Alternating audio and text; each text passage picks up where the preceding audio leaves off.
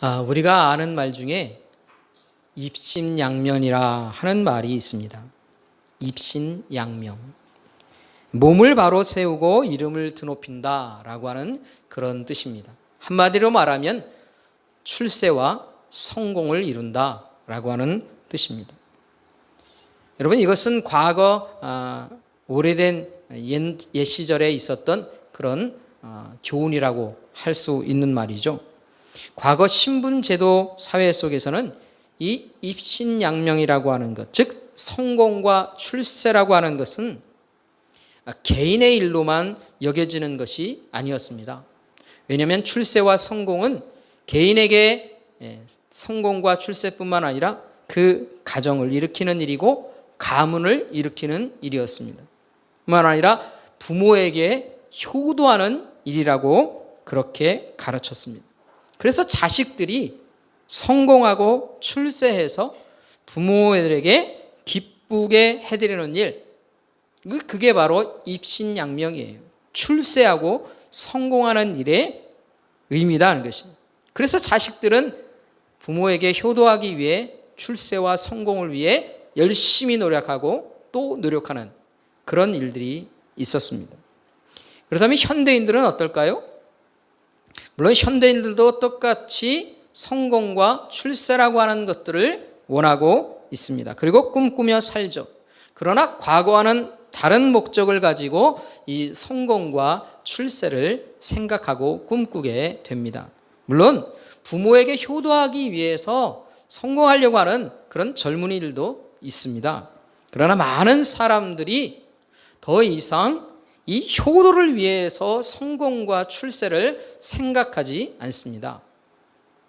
대신에 자기 만족, 때로는 자기의 신념, 이것을 위해서 출세와 성공이라고 하는 것을 꿈꾸며 살고 있는 시대인 것이죠. 그런데 여러분, 한번 생각해 볼 것이 있습니다. 그리고 어떤 사람이 성공을 거둔 사람일까? 우리 시대는요, 이 성공이라고 하는 기준에 대해서 사실은 한 가지만 기준점을 가지고 그렇게 평가하지 않습니다.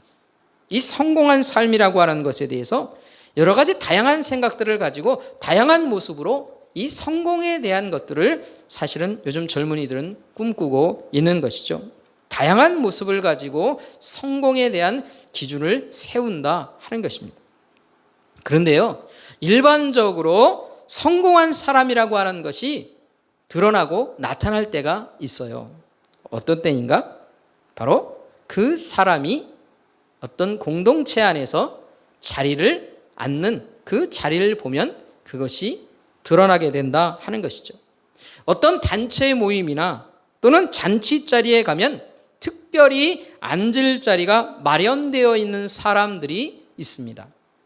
높은 사람일수록 높은 자리가 마련되어 있죠. 앞자리가 마련되어 있기도 합니다. 제가 작년까지 덕양구 지역에 있는 기독교 연합회에서 임원으로 이렇게 섬기는 일들을 했습니다. 근데요, 선거철만 되면 이 연합 모임이 있을 때에 정치인들의 자리가 마련되어집니다. 시장의 자리, 구청장의 자리, 국회의원들의 자리, 시의원들의 자리가요, 이 연합회 모임이 있으면 다 마련이 되는 거예요. 사람들에게 있어서 이런 자리는 높은 자리라고 여겨집니다. 그리고 성공의 자리, 영광스러운 자리라고 그렇게 사람들은 생각하게 되는 것이죠. 그래서 많은 사람들이 이런 자리를 앉기를 꿈꾸며 그렇게 살려하죠. 그리고 그 자리를 사람들은 다 좋은 자리다 이렇게 평가하기도 합니다. 예수님 당시에도요, 이런 영광의 자리, 성공의 자리, 그런 자리를 앉고 싶어하는 그런 사람들이 있었습니다. 오늘 성경 본문에 보면 예수님께서 한 바리새인의 집에 초대를 받았어요. 그런데 이 바리새인, 예수님을 초대했던 이 바리새인은 사실은 지도자급에 있는 그런 사람이었다 하는 것입니다. 그런데 이 바리새인이 예수님을 초대하면서 다른 바리새인들도 함께 초대를 했어요. 이때 예수님께서 한 가지 광경을 목격하신 겁니다. 함께 초대받는 이 바리새인들이 서로 이 높은 자리에 앉으려고 하는 그런 모습들을 보이는 것입니다. 아니, 내가 더 높은 자리, 이 높은 자리에 앉기 위해서 애를 쓰는 모습을 예수님이 보셨어요. 이 바리새인들은 사실은 이런 높은 자리를요, 굉장히 좋아하는 사람들이었어요. 어떻게든지 높은 자리에 앉고 싶은 그런 마음이 아주 강렬한 사람들이었다 하는 것이에요. 원래 바리새인들이 그런 사람들이었습니다. 이런 바리새인들의 모습을 보시고 예수님께서 제자들을 향해서 오늘 교훈하시는 말씀이 오늘 본문의 말씀입니다. 특별히 8절 말씀을 보면 이렇습니다. 내가 누구에게나 말한다 그러신 것이죠. 혼인잔치에 청함을 받을 때에 높은 자리에 앉지 말라 하는 것입니다. 사람들이 모이는 자리가 있어요. 물론 그 당시에는 혼인잔치라고 하는 것이 대표적인 잔치입니다. 이 혼인잔치 같은 그런 자리에 모이게 될 때에 높은 자리에 앉으려고 하지 말라. 예수님이 그렇게 교훈하신 거예요. 왜 그러셨을까요? 그 이유가 뭘까요? 왜 높은 자리에 앉지 말라고 주님이 그렇게 말씀하시는가? 그것은 바로 부끄러움을 당할 수도 있기 때문에 그렇다는 것입니다. 왜 부끄러움을 당합니까? 왜 부끄럽게 될까요? 어떤 부끄러운 일들을 당하게 될까요? 그 예수님께서 오늘 한 가지 예를 들어주시는 거예요. 대표적인 얘기입니다. 만약에 내가 어떤 잔치의 자리에 가서 높은 자리가 있어서 그 자리에 내가 앉습니다. 그런데 내가 그 높은 자리라고 생각하고 앉았는데 나보다 더 높은 사람이 나타나면 어떻게 되느냐는 것입니다. 나는 그 자리를 뺏기게 됩니다. 그리고 낮은 자리로 내려가게 된다 하는 것이에요. 그런데 문제는 뭐냐면 그럴 때에 부끄러움을 당하게 된다는 거예요. 창피를 당하게 된다는 거예요.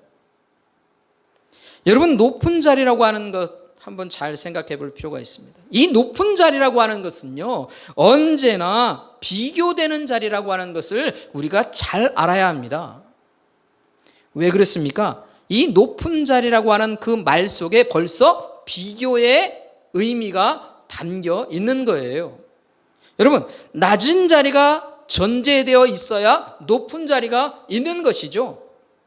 그렇기 때문에 높은 자리라고 하는 것은 언제나 비교가 되는 자리인 것이에요.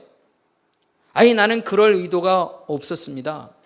아니, 나는 그 자리가 더 높은 사람의 자리인지 몰랐습니다 하고 그렇게 변명을 한다 할지라도 내가 높은 자리에 앉고자 하는 마음으로 그곳에 간다면 바로 그 순간에 나는 이미 비교의 대상이 되어버린 거예요.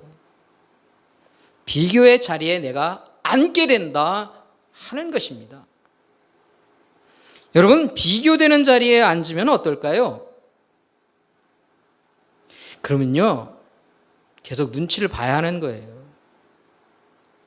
내가 그 자리에 앉아서 그 많은 사람들 중에 내가 가장 높은 사람이라고 생각하지만요,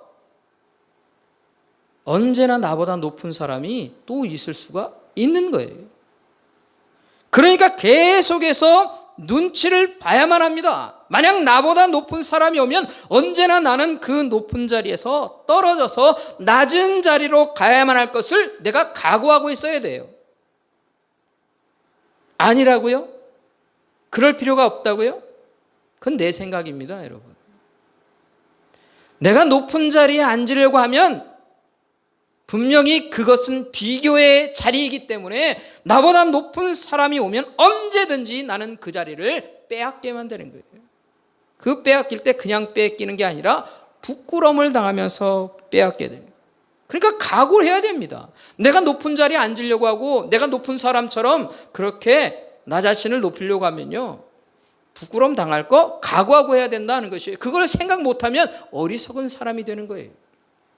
그래서 예수님께서 제자들에게 분명하게 교훈하고 계십니다. 높은 자리에 앉으려 하지 말라는 거예요. 네, 여러분, 예수님께서 이 말씀의 교훈을 주시는 것은 단순히 주님의 제자들이 어떤 자리에 앉아야 하는가 그거 말씀해 주시려고, 그거 가르쳐 주시려고 이 말씀을 하셨을까요? 예수님께서 이 말씀을 하신 것이 우리가 어떤 자리에 앉아야 하느냐, 그것에 대해서 우리에게 교훈하려고 하시는 것이냐 하는 겁니다. 여러분, 그거보다 더 깊은 의미가 이 말씀 가운데 있죠. 주님께서는요, 어떤 교훈을 우리에게 주시려고 이 말씀을 하셨을까요? 바로 우리가 항상 어떤 삶의 태도를 가지고 살아야 하는가, 그것을 교훈하시기 위해 이 한 가지를 예로 드시는 겁니다. 예수님은요, 참된 제자로 살려 한다면, 주님의 제자로 살아가려고 하는 사람들이라면 어떤 삶의 태도를 가지고 있어야 하느냐?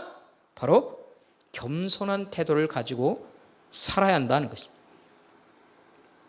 늘 겸손한 태도를 가지고 살아야 한다는 것이에요.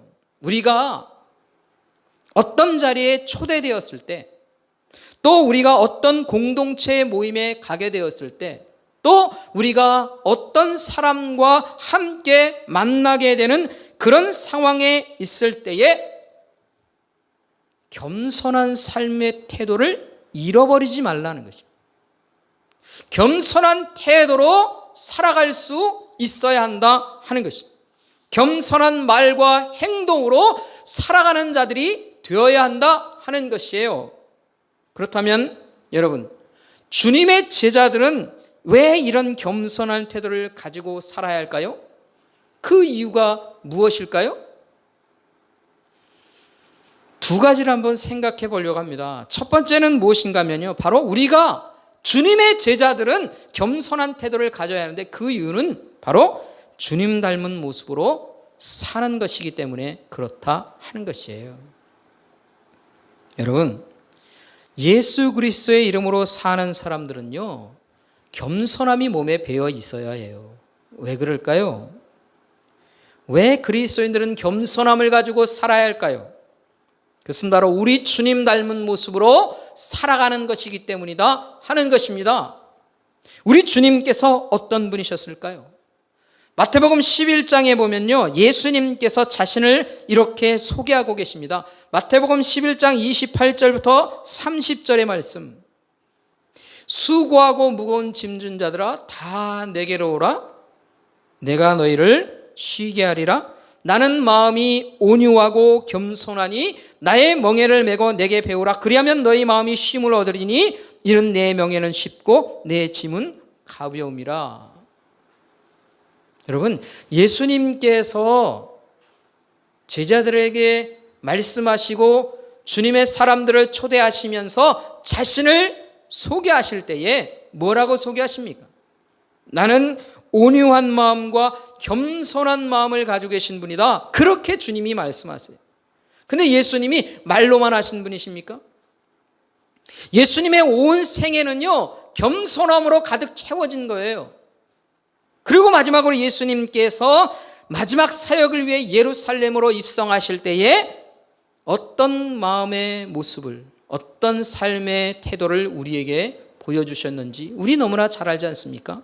마태복음 21장 4절과 5절의 말씀입니다. 이는 선자를 통하여 하신 말씀을 이루려 하심이라. 이 말이 무슨 의미입니까? 오래전 구약의 시대부터 하나님이 그렇게 계획하시고 말씀해 놓으셨다는 거예요. 5절 말씀은 이렇습니다. 시온의 딸에게 이르기를 내 왕이 내게 임하나니 그는 겸손하여 나귀 곧 멍에 매는 짐승의 새끼를 탔도다 하라. 하나님께서 오래전부터 계획하고 이루시는 일입니다, 이게. 그러면 하나님은 변함없이 이 마음을 가지고 계셨다라고 하는 것을 우리가 알아야 합니다. 그 하나님의 모습이, 하나님의 마음이 무엇입니까? 겸손한 모습이에요. 그래서 겸손한 모습으로 나귀를 타고 짐승의 새끼를 타고 예루살렘으로 입성하시는 거예요. 여러분, 예수님은 온 세상을 다스리시는 온 세상의 주인이십니다. 오늘 본문에도 얘기되는 이 마태복음 21장에도 표현되는 것처럼 그분은 왕이신 거예요. 왕 중에 왕, 만왕의 왕이라 그렇게 부림받으신 분이 예수님이세요. 그런데도 불구하고 그 예수님은요, 겸손한 왕의 모습을 보여주고 계신 거예요. 그래서 우리 주님은 언제나 겸손함으로 영혼들을 대하시는 분이셨던 것입니다. 그렇다면 주님의 겉되어 살겠다고 주님을 따라가는 우리들은 어떤 삶을 살아야 할까요? 주님의 제자들이라면 우리가 어떤 모습으로 살아가야 하느냐 하는 것입니다. 주님 닮은 모습이 있어야죠. 주님 닮은 태도가 있어야 합니다. 바로 겸손한 삶의 태도를 가지고 우리가 살아가야 한다는 것이에요. 우리가 겸손한 태도를 가지고 산다는 것은요, 곧 주님의 제자로서 주님 닮은 삶을 사는 거예요.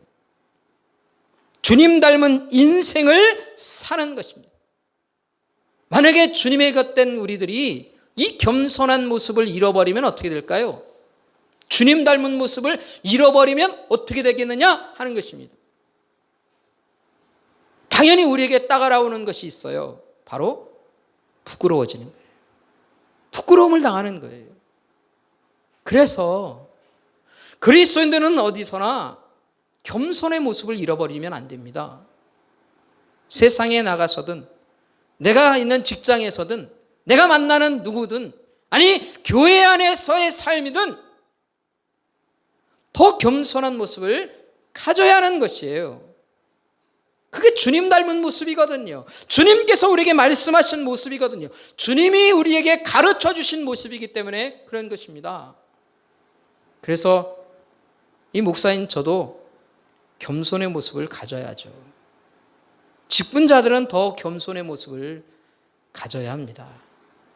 제가 더 겸손해지려고 노력합니다. 왜 그럴까요? 주님 닮은 모습이기 때문에 그런 거예요. 우리 주님께서 내게 가르쳐 주신 모습이기 때문에 그렇다는 것입니다. 여러분은 어떻습니까? 여러분도 겸손의 모습으로 살아갈 수 있기를 간절히 소원합니다. 그게 주님 닮은 모습이기 때문에 그런 것이에요. 사랑하는 성도 여러분, 겸손한 삶의 태도를 가지고 살 것을 다시 한번 다짐하는 우리가 되길 간절히 바랍니다. 주님 닮은 모습으로 살아갈 것을 다짐하시기 바랍니다. 나의 말과 나의 행동 가운데 이 겸손의 모습을 잃어버리지 않도록 내 자신을 늘 돌아보며 주님 닮은 모습으로 살 것을 다시 한번 다짐하는 우리 믿음의 식구들에게 주의 이름으로 축원합니다. 축원합니다. 둘째로 우리가 겸손하게 살아야 할 이유가 있어요. 그것은 무엇이냐? 주님께서 채워주시는 삶을 살게 되기 때문에 그렇습니다. 여러분, 오늘 본문에 보면 12절부터 14절의 말씀, 이 말씀은 앞의 이야기와 좀 떨어진 것 같은 느낌이 들기도 합니다. 좀 다른 이야기 아닌가? 이렇게 생각할 수도 있어요. 그런데 여러분, 이 말씀을 좀 더 생각해 볼 수 있습니다. 예수님께서 어떤 사람들을 초대하라고 얘기하십니까? 예? 어떤 사람들입니까?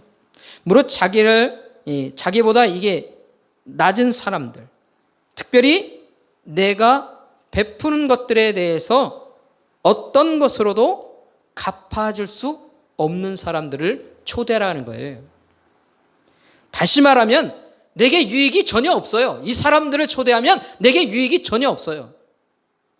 뿐만 아니라 나는 그냥 섬김만 해야 돼요.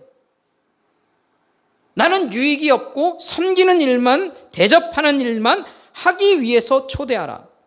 여러분, 우리가 보통 사람들을 초대하는 이유는요, 교제하기 위해서예요. 어떤 교제입니까? 그 수준에 비슷한 사람들끼리 서로 친분을 나누고 교제하면서 내가 너에게 뭔가를 대접했으니 너도 나에게 대접해라. 그런 의미가 있는 거예요. 그렇습니까? 안 그렇습니까? 내가 밥 한 번 샀으니 너도 다음에 밥 한 번 사. 내가 밥 한 번 사면서 무엇을 부탁했으니 너도 다음에 내가 부탁하는 것 하나 좀 들어줘. 여러분, 이게 보통 사람들이 잔치에 초대하고 서로 교제하는 이유예요. 그렇죠? 근데 여러분, 이런 것이 일반적인 사람들이 초대하는 방법인 것이에요. 그런데 예수님께서는요, 이런 사람들 초대하지 말라는 거예요. 그냥 내가 받을 것도 아무것도 없고 그냥 내가 대접만 해야 될 그런 사람들을 차라리 초대하라는 것이에요. 만약에 여러분 이런 사람들만 내가 초대하고 대접하고 접대하면 어떻게 될까요? 내 창고가 채워져 갈까요? 비어갈까요? 당연히 비어가죠.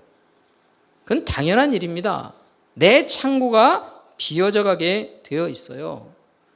그럼에도 불구하고 뭐 하라는 것입니까? 주의 말씀을 따라 순종한다면, 정말로 그런 사람들을 내가 대접하고 섬기는 일에 내 삶을 드린다면 어떤 인생의 결과를 얻게 된다는 것입니까? 사람들이 채워주는 것이 아니라는 거예요. 하나님이 채워주시는 그런 인생을 맛보게 된다는 것이에요. 하나님이 채워주시는 은혜를 누리게 된다 하는 것입니다. 여러분, 이렇게 사는 게 어떻게 사는 걸까요? 이게 겸손하게 사는 걸까요? 여러분, 하나님 앞에 겸손하게 산다는 게 뭘까요? 하나님 앞에 겸손하게 산다는 건 어떻게 사는 것일까요? 어떤 사람들이 하나님 앞에서 겸손하게 사는 사람들일까요? 여러분, 우리가요, 겸손한 사람이 되려면 마음속에 고백하는 것이 있어야 돼요. 그래야 겸손할 수 있어요. 내가 어떤 고백을 드려야 됩니까? 바로 내가 부족한 사람이다 라고 하는 고백이 있어야 돼요. 나는 부족한 사람인 것을 인정할 수 있어야 합니다. 인정해야 합니다. 그래야 나는 겸손한 사람이 되는 거예요. 여러분, 겸손한 사람이 괜히 겸손합니까? 이거 그냥 어떻게든지 겸손하게 보여야 되려고 하는 게 아니라 아예 내가 겸손한 사람이 되어야만 나는 살 수 있다, 그런 생각을 가진 사람이에요. 어떤 사람이 그렇습니까? 내가 부족한 걸 아는 거예요. 내가 부족한 걸 인정하는 거예요. 내가 부족한 걸 고백하는 거예요. 그래야 겸손한 사람이 되는 거예요. 네, 여러분, 하나님 앞에서 겸손한 사람은 어떻게 삽니까? 동일한 겁니다. 하나님 앞에 내 부족한 것을요 인정하는 거예요. 내가 부족한 사람인 것을요 고백하는 거예요. 그리고는 그 부족한 것을 인해서 하나님을 보면서 하나님은 어떤 분으로 인정합니까? 하나님은 나보다 뛰어나신 분, 하나님은 나보다 더 나으신 분, 이걸 인정하는 거예요. 그걸 고백하는 거예요. 그래서 하나님의 방법이 내 방법보다 낫다라고 하는 고백으로 사는 겁니다. 그래서 내가 여태까지 살아왔던 인생의 방법들이 있어요. 난 이런 방법을 사용했더니 내가 유익이 많더라, 그런 생각을 했어요. 그런데 하나님께서 다른 방법을 내게 말씀하세요. 그러면 그 하나님의 방법이 내가 살아왔던 삶의 방법보다 더 뭐하다고요? 뛰어난 방법이다, 더 좋은 방법이다, 더 성공할 수 있는 방법이다. 그걸 내가 뭐하는 거예요? 인정하는 거예요. 인정하면 어떻게 됩니까? 겸손하여서 내 삶의 방법을 어떻게 합니까? 바꾸는 겁니다. 누구의 방법으로? 하나님의 방법으로. 내 부족한 것들을요 인정하고 하나님의 방법으로 수종해 사는 것, 이게 뭐예요? 이게 겸손한 삶이에요. 겸손한 삶. 이게 하나님 앞에서 겸손하게 살아가는 사람들입니다. 이런 삶을 살 때에 그를 하나님이 뭐라고 하실까요? 네 겸손하구나, 그러는 거예요. 여러분, 이렇게 하나님 앞에 겸손하게 사는 영혼들, 그런 사람들을 향해서 하나님께서 약속하신 것이 있어요. 그렇게 겸손함으로 하나님 앞에 살아가는 영혼들을 향해 하나님이 약속하신 약속의 말씀들이 있습니다. 야고보서 4장 6절의 말씀이에요. 야고보서 4장 6절은 이렇게 말합니다. 그러나 더욱 큰 은혜를 주시나니 그러므로 일렀으되 하나님이 교만한 자를 물리치시고 겸손한 자에게 은혜를 주신다 하셨느니라. 겸손한 자들에게 은혜를 주신다 하십니다. 또 베드로전서 5장 5절부터 6절의 말씀도 마찬가지예요. 젊은 자들아 이와 같이 장로들에게 순종하고 다 서로 겸손으로 허를 동이라. 하나님은 교만한 자를 대적하시되 겸손한 자에게는 은혜를 주시느니라. 그러므로 하나님의 능하신 손안에서 뭐하라고요? 겸손하라. 때가 되면 너희를 높이시리라. 여러분, 하나님께서 계속해서 겸손하길 원하십니다. 그리고 그 겸손한 자들에게 하나님이 뭐 주신다는 거예요? 은혜를 주신다는 거예요. 누구의 은혜입니까? 하나님의 은혜예요. 사랑하는 성도 여러분, 하나님의 은혜로 우리의 인생이 채워지면 어떨까요? 하나님이 내 인생을 채우시면 어떨까 하는 것입니다. 하나님이 세우시고 하나님이 채우시는 인생을 이 땅에서 살게 되면, 인생에서 누리게 되면 어떤 겁니까? 내가요 세상 어느 곳에서도 누릴 수 없는 그런 놀라운 삶을 맛보게 되는 거예요. 그게 바로 하나님이 은혜로 채우시는 인생을 사는 거예요. 그런 인생 하나님이 주시겠다는 거예요. 누구에게? 겸손하게 사는 영혼들에게. 하나님 앞에 겸손하게 사는 영혼들에게. 하나님의 방법이 더 좋은 것을 기억하고 내 방법을 수정해서 살려고 하고, 하나님이 나보다 더 뛰어나신 것을 인정하고 내 뜻대로만 살려 하지 않고 하나님의 뜻을 따라 내 인생을 바꿔가며 살겠다고 다짐하며 사는 것. 그런 인생을 살 때 하나님이 은혜를 주신다는 것이. 그래서 오늘 본문의 이야기처럼요, 초대할 때 나에게 유익이 되지 않지만 그런 사람들을 내가 초대하여서 내 헌신과 섬김을 다하고 하나님께서 내게 주실 것들을 기대하고 그렇게 사는 것, 그게 바로 겸손하게 하나님 앞에 사는 것이에요.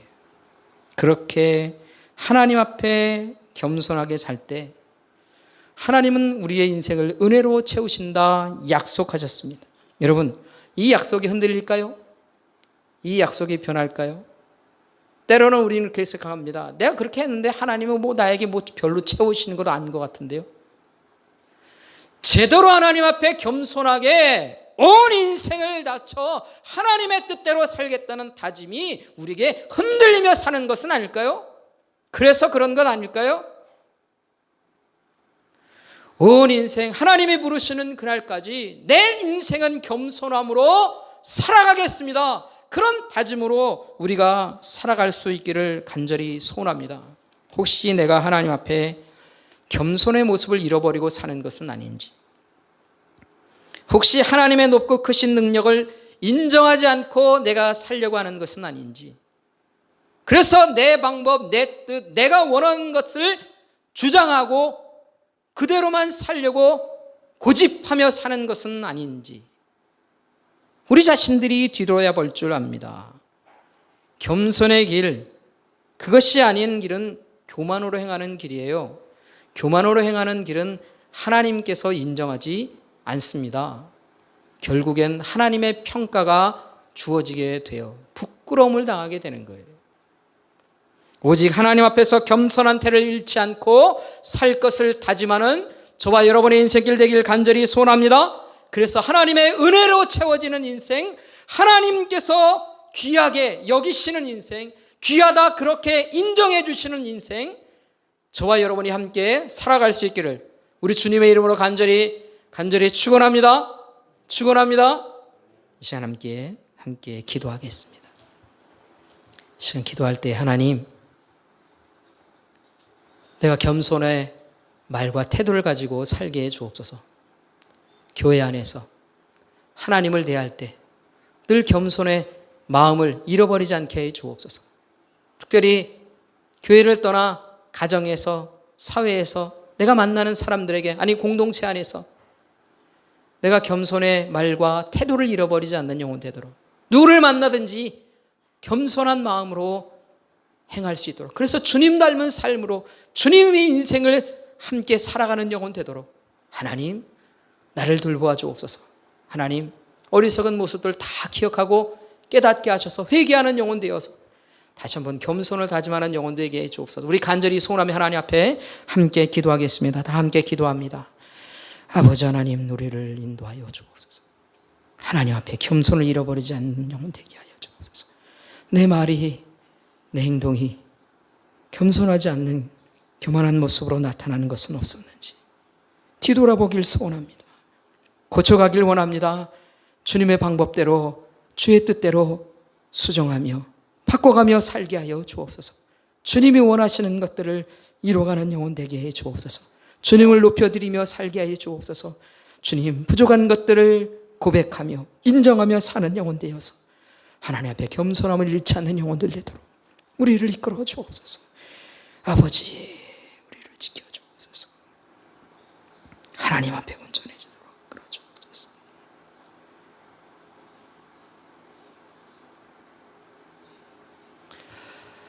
지금은 우리 구주 예수 그리스도의 은혜와 하나님의 놀랍고 크신 사랑하심과 성령께서 동행하시며 위로하시고 충만케 하시며 역사하시는 일들이 이제 겸손함으로 주 앞에 서서 겸손한 인생을 살아드리며 하나님 앞에 겸손함으로 살 것을 다짐하는 모든 영혼들 위해 지금부터 영원토록 함께 계실지어다.